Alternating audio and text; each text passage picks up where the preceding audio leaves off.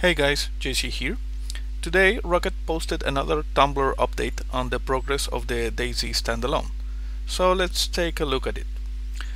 The first thing he mentions is the increasing scale and speed of the project. They've been getting a lot of people involved, hoping to pushing the game to its limits.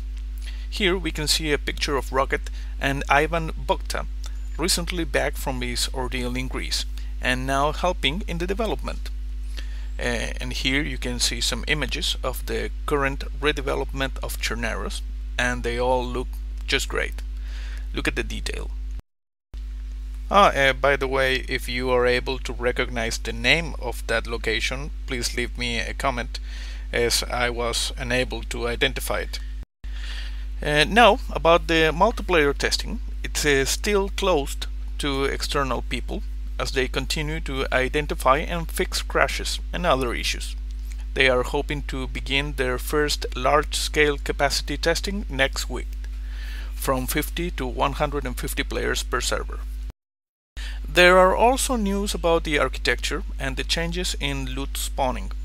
They've been experimenting with having loot spawn at database level instead of server level, therefore allowing them to conduct what Rocket calls as a form of economic regulation to item spawns. Anyway, it will probably be a mixture of database and server level spawning due to performance requirements. There's also a lot of work being done about character development, as you can see by these images. Until the initial release of the game, the vast majority of the efforts will be expanding options for developing and customizing your character, and with the inventory system, where they have started detailed work on the attachment. As a consequence of this, all weapons being introduced into DayZ Standalone are being redeveloped from scratch, which means there will be less weapons in the standalone at launch, with new content being released on a regular basis. Now, this week Rocket asked for questions from the community, and they selected and answered some of them, providing interesting additional information, like the fact that private servers will be supported. They are not clear yet on the private hive issue. Endgame content is still an open question, as Rocket would prefer working with the community for creating these kinds of events instead of resorting to NPCs.